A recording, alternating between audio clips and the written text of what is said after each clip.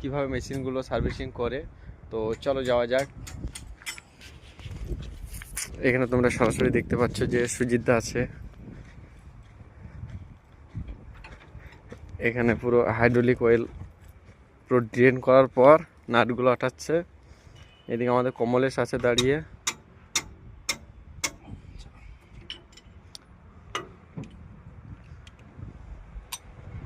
সুজিতদা কিছু বলো গো, কেমন কষ্ট হচ্ছে?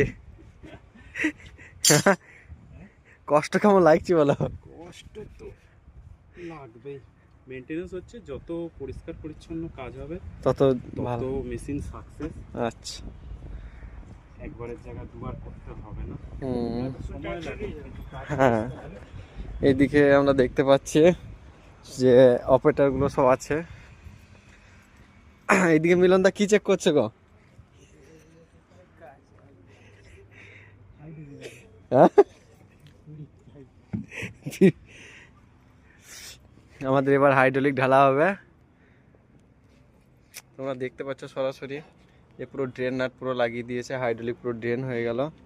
এইদিকে পুরোনো হাইড্রোলিকটা অয়েলটা ধরার জন্য আমাদের ড্রাম 200 লিটারে, খুব কাজ দ্রুত চলছে। এদিকে আমাদের আছে রাজা।